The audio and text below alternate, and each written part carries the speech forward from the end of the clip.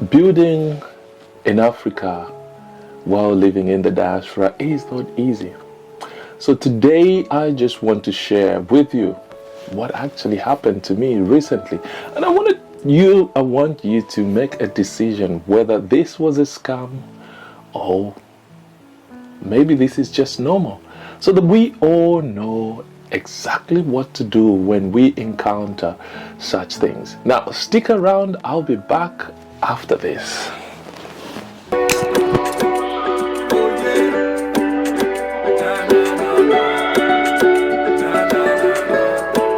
Last time I think, and I thought, why not jump onto this idea? Now listen to this and let's just You don't have the whole interview in November, which is very important. Africa, and we are building dreams in Africa, and that's what we are doing. So now, if you look at that, that's more or less like a slap in itself. I was chilling with the bros who was up for a night out. Care taken, especially. Saw you in the cut with that wifey demeanor. Hey, looking so bored out your mind though. You kinda give me the sign, so conversations became relation. Right, welcome back. If we haven't met, my name is Kelvin Piri and I am actually in the diaspora. I am based at the moment here in the UK. And basically what I try to do on this channel is to share my experience of so many years in the construction industry and of course building back home, just in case one day we decide we need to go back home. Hey, we don't want to be like Apidia and Abuela and we have nowhere to stay, nowhere to live. So what I try to do here is to share my experience, motivate and encourage so that you can build safely and confidently back home. It's really important that you do that while you are in the diaspora. So because you never know, one day, not you, maybe your children might want to go back home. And as you know, things are very expensive back home if you don't have, especially accommodation. If you don't have, you don't want to put yourself in such a situation. Now, right, if this is the first time you've stumbled upon this channel, please, you are welcome and thank you. Just before you go or before you continue watching, please remember to hit that like button, subscribe and smack that bell. Your support will definitely be appreciated. I really appreciate everybody.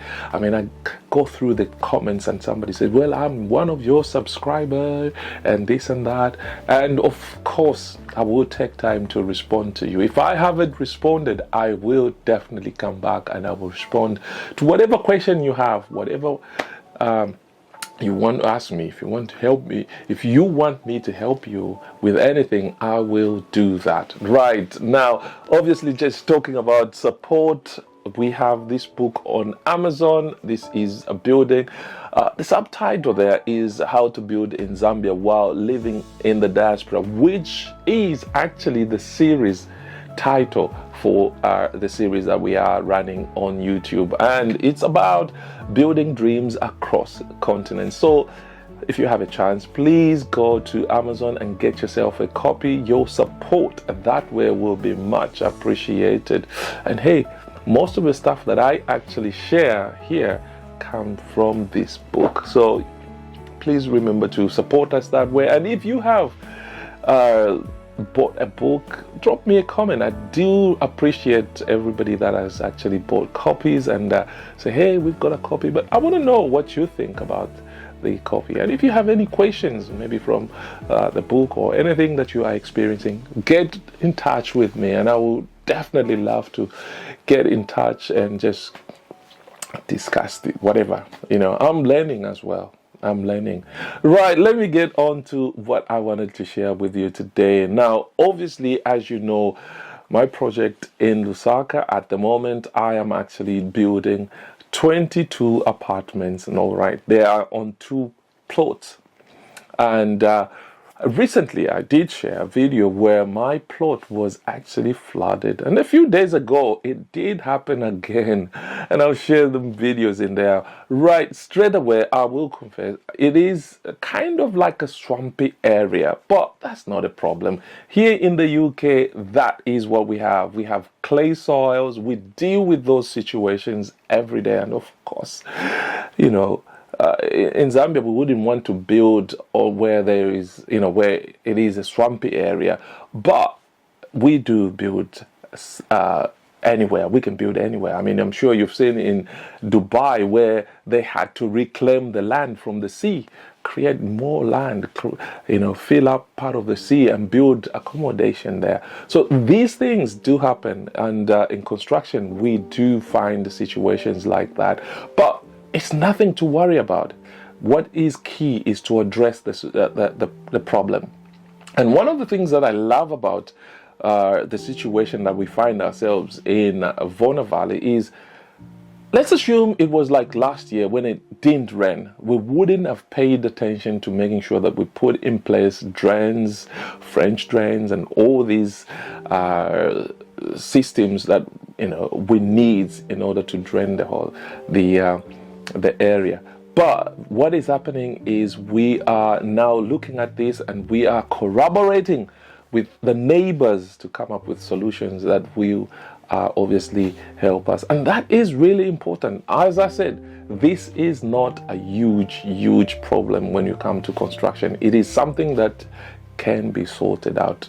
We've seen major big projects, like if you are on the Copper Belt and you've seen Luvambe Center was actually built on a piece of land that is exactly like that. Actually, there is a stream actually at the back. There's this little stream that goes from that. So that stream, I think, started around that area. So what the company I used to work for did was they had to put these French drains.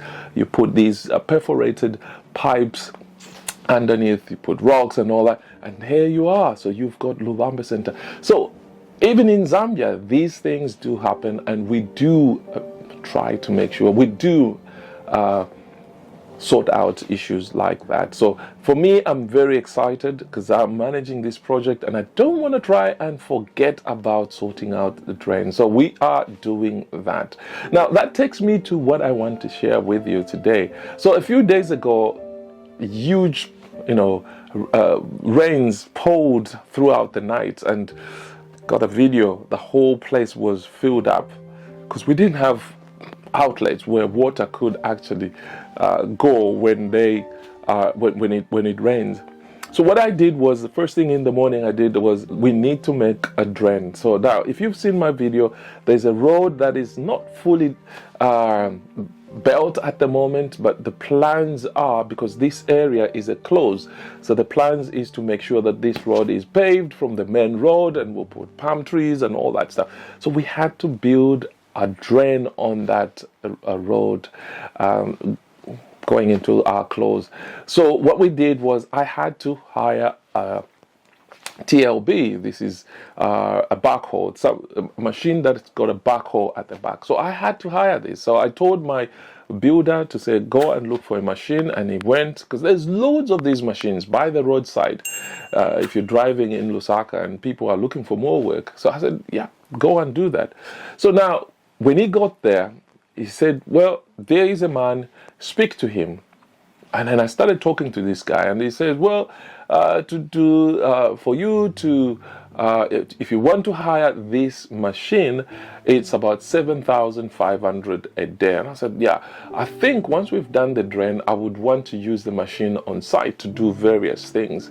So the guy said to me, oh yeah, that's true. But then I started negotiating, because I mean, it's on the street, you have to negotiate. And then I said to him, right, now, help me, my brother, give me a discount.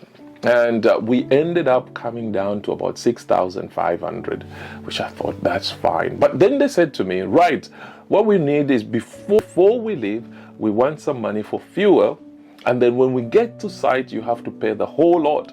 Now, to me, that is very difficult as a contractor, as somebody who's got so much experience in construction. Why would they push me? They haven't even started doing some work. They want me to pay them. So, but because I was desperate, and some of the things that I share here, I actually did not follow them myself because I was desperate. And this is what this is where we make mistakes. If we become desperate, we even forget the obvious things that we need to do in order to avoid issues that I will be talking about today in my story. So the guys, I paid them $2,000. They were at the filling station, put fuel, and when they got to site, I got a call again to say, now these guys, I said, and I was trying to delay. I said, no, let them start working, and I'm watching them on my cameras. I was watching them start working immediately, start working.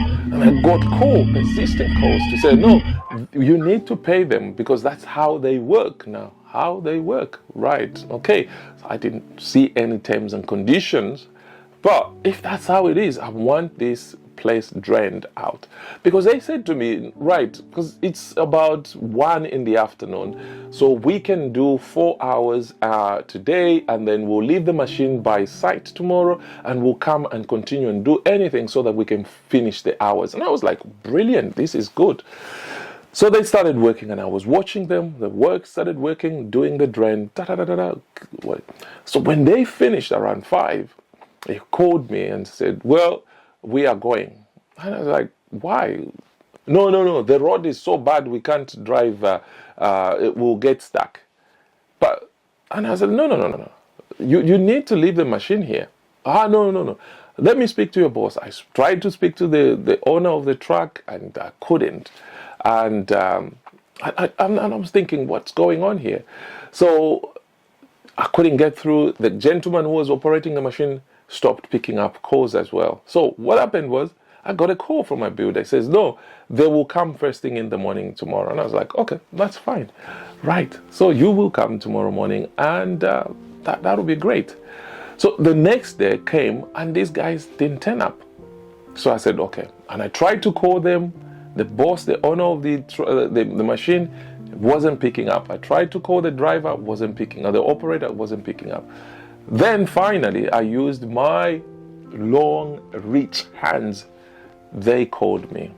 Because, you can be in Zambia, and I'm in the UK. You think I can't get to you. I can. So they called me back.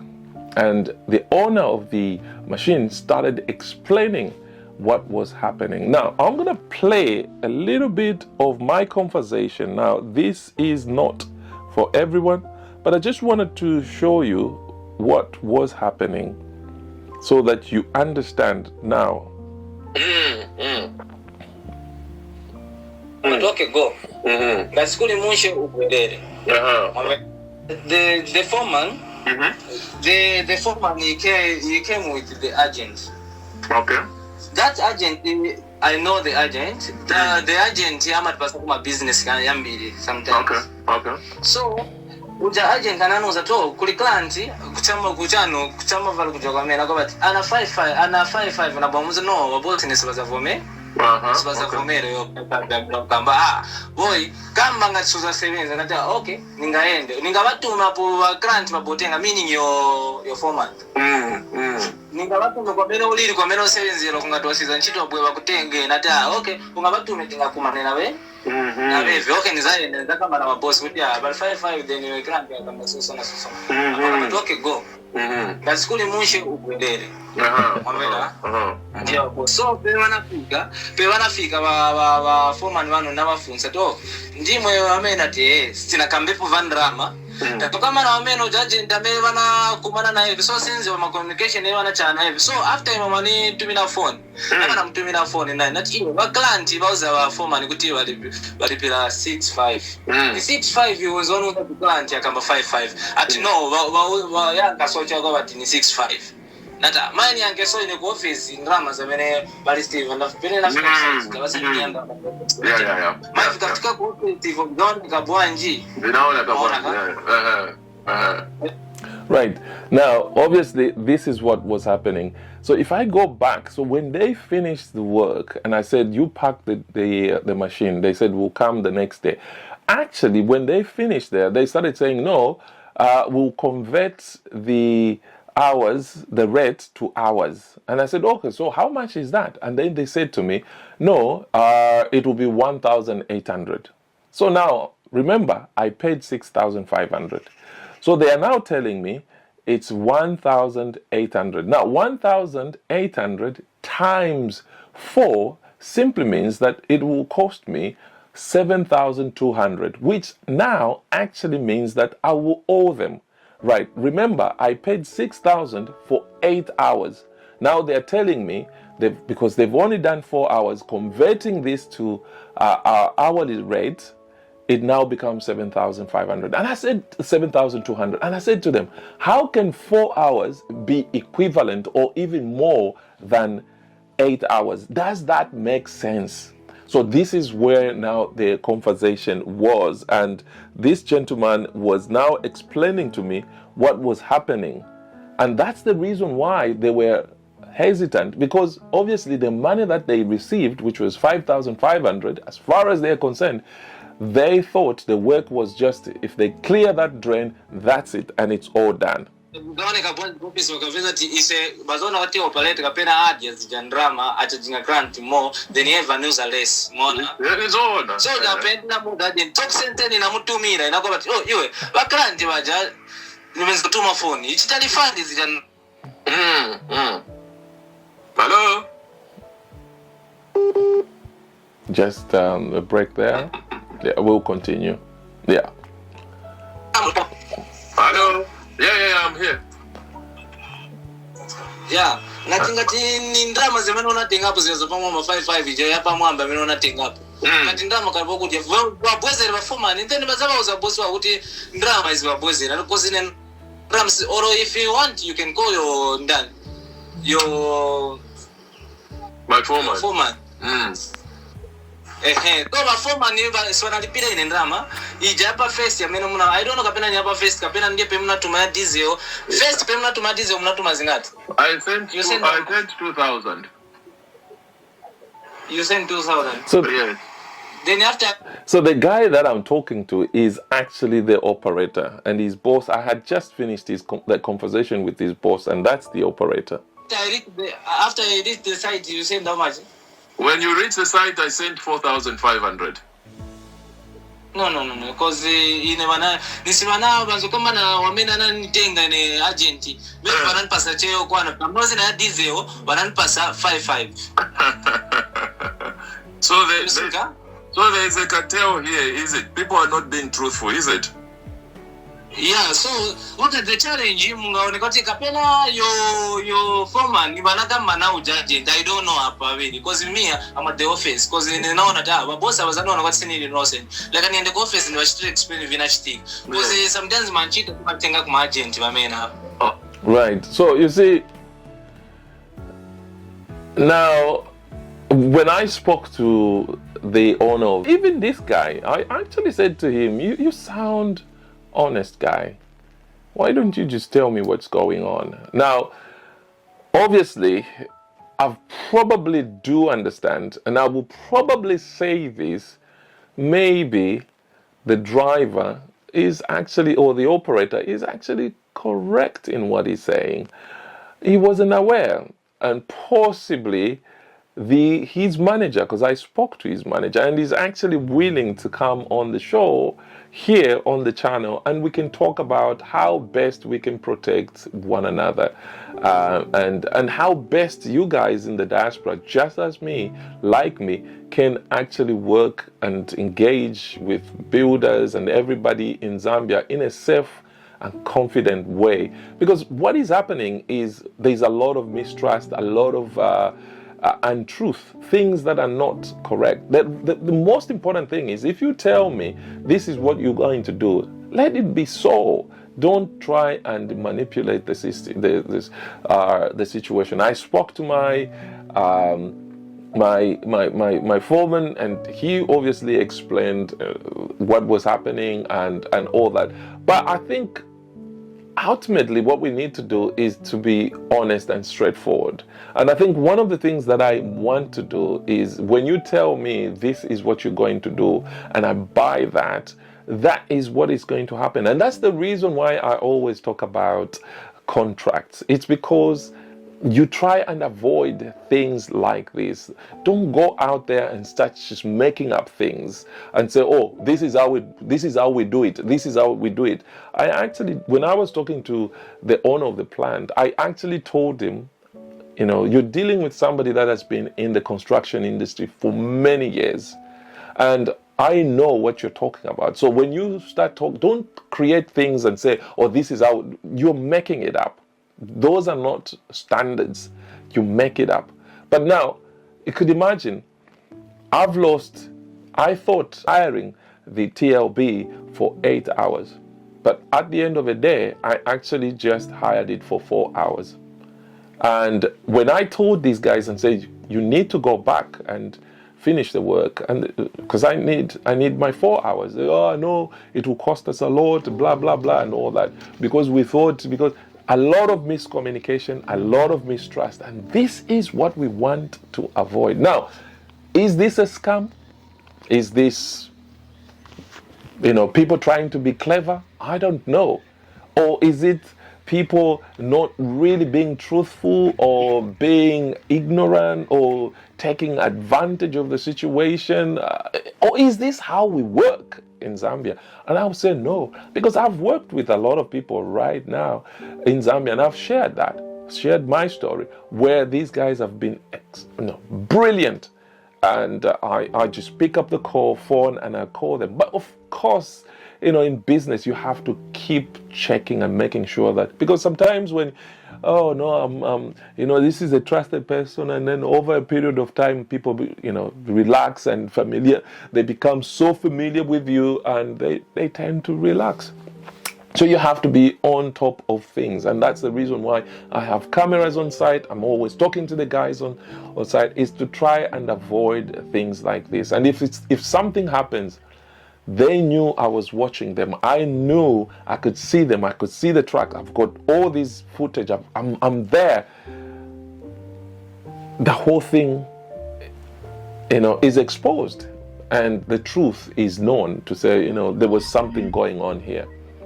But we can work together, and this is what we are trying to do on this channel, to expose things like this. The beauty that I like, I mean, obviously, when I spoke to the owner of the equipment, he said he's never experienced such a thing before, and he's happy to come on this channel to basically talk about, you know, how best we can create confidence between the diaspora, or even just indeed people that are in Zambia, with people that are providing services, because you don't want to, you know, whenever you engage somebody, you're thinking, are they going to do what they're supposed to do and all that.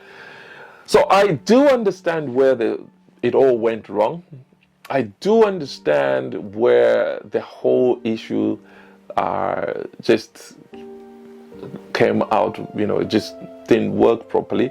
I do understand. But what is important is, you know, to be aware, this guy will say there's an agent. These are people that they use. And I think I do understand, because these guys stand by the roadside and cars. So they depend only, you know, if the operator is sitting there, so he will depend on people that are driving by to actually, you know, turn around and call for business. But if they have people all over walking around, and they, you know, that's the way in which they market, the way they get business. So I understand how it all works, but there are things that can be done to improve the situation, so that I feel confident whenever I want to engage these guys, not knowing that the Bala and Diamo, and they, you know, for instance, when I turned around and I said, let's convert this to hourly rates. Now, I will be thinking, is 6,500 divided by 8 hours, which was the original 8 hours, it will give me about 800 kwacha per hour, times the hours that they've worked, which gives me about 3,300. And I expected the difference to be refunded to me. But again, these guys will say, no. Our hourly rate is 1,800. Now, if you don't have terms and conditions that stipulate to say, if If it's not a daily rate, or if it's not the agreed rate of a day, then we have to revert to our hourly rate, and the hourly rate, which is a standard rate, is this. You need to have those terms and conditions which the guys on the street should give the customers. And this is really important, because if I know what to expect, I'm not gonna call it. When these things happen, I'm not gonna say it is a scam. No, I'm not, because I've seen it, I've read it. This is what I expect. So when I spoke to the owner of the equipment, he was happy, and he said, it makes sense and all that. This is what we need to do, but we need to be smart and try and avoid this. So as I said, is this a scam, or this is how things are? I don't know. Drop me a comment in the comment section and let me know what your experience has been hiring from the street. I like doing this because we need to help one another. We need to promote the guy on the street. Tell me, because if I can go to hiring companies, but I need to promote my brothers and sisters on the street as well. So tell me what your experience has been. Let me know what you think about my experience, and let's have that conversation. Is there anything that we can do to improve the situation, to improve the conditions out there, to make sure that we build confidently from afar? So until next time, I hope this has helped you in any way. And let me just say, disclaimer, I did tell the young man when I was talking to him that I'm recording, so I didn't play that part that I'm recording, so that he's aware, and I said to them, I will be sharing this experience with you guys out there. So again, remember to hit that like button, subscribe, and smack that bell. And if you are out there and you've got business that you want to expose it to the diaspora, get in touch. I did go onto YouTube, onto Facebook, and ask the people on our group, Zambia's builders living in the diaspora, to say anyone with TLB, and a lot of people did come back to me, and that's the way it should be. So if you are out there and you've got services that you want, that you think us in the diaspora can benefit from, get in touch and we'll talk about that. So until next time, I'll see you in the next video. God bless you.